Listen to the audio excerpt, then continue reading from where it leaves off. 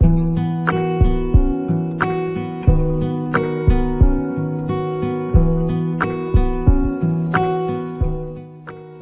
off, I'm going to start out with an eyeshadow primer. This is Eyeshadow Primer Potion from Urban Decay. And make sure you get it under the eyes as well because we are going to be putting color there. Using a black base is going to help intensify the blue color.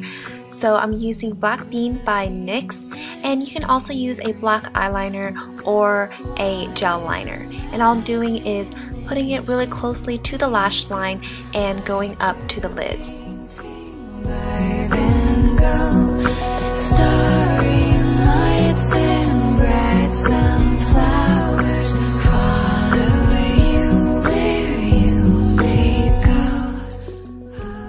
Once you apply the blue shadow, as you can see, it's really pigmented and very vibrant, and exactly what we want. So now just using what's left on the brush and blend out the edges.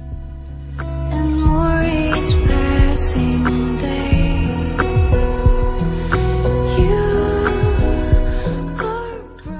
use a clean blending brush to blend out the edges, and this is going to help you make the transition to the warmer color. It's not about your scar. Using a matte warm brown color, I'm going to start blending the edges of the blue, and this is really going to give it warmth as well as create a really nice crease.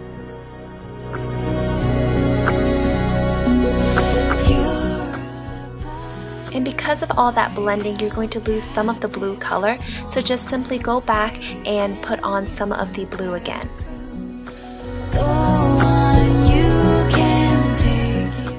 Using a more precise and denser brush, I'm going to go in with a matte black and apply it in the outer corner of the eyes. This is going to give it a more intense look and a lot more dimension to the eyes.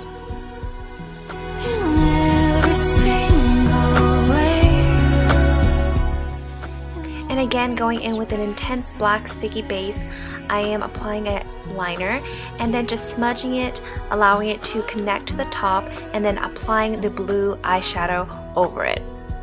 Make sure you just blend it out so it looks more natural and there isn't any harsh lines. It's not about your scar.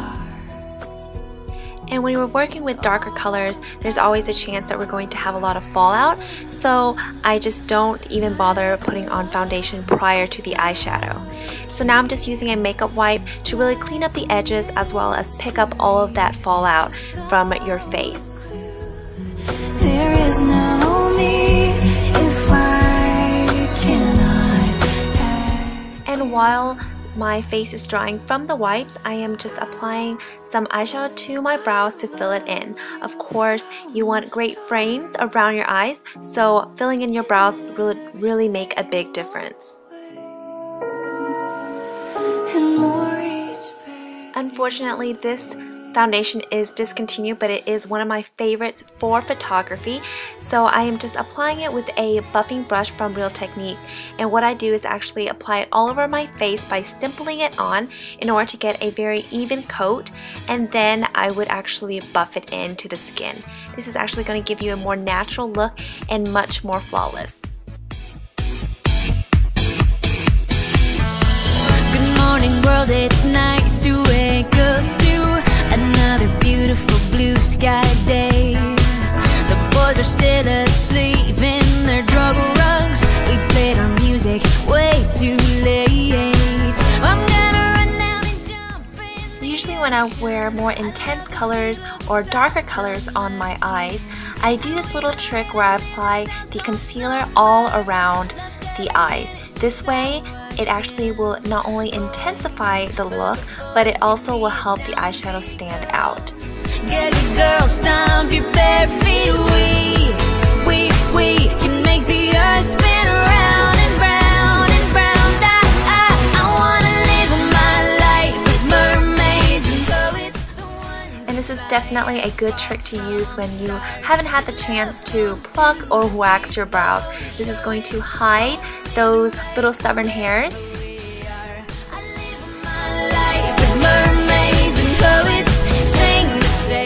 And now I'm using a loose powder with a small brush to really set the concealer. I don't want any lines, and of course going in with the powder in my T-zone where I usually would get oil.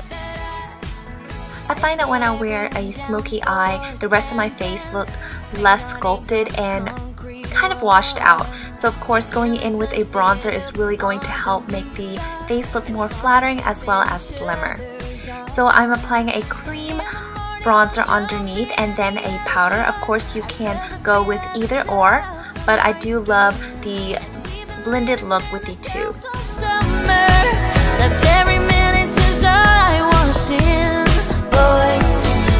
Boys, give me a downbeat, girls.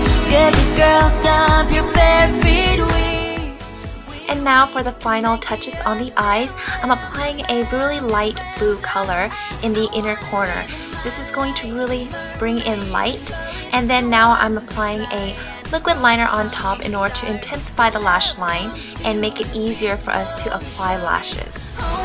Right wherever we are.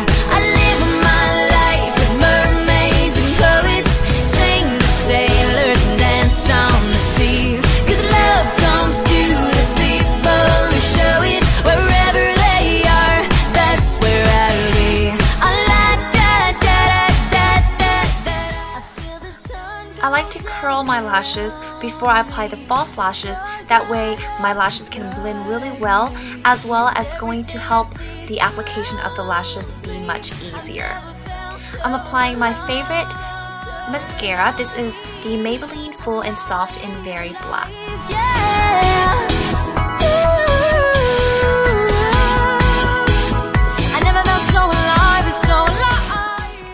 And going really natural on the lips, this is my favorite Maybelline Whisper in Mocha Muse. This is a really great nude color with a little tint of mauve and an undertone that is very warm.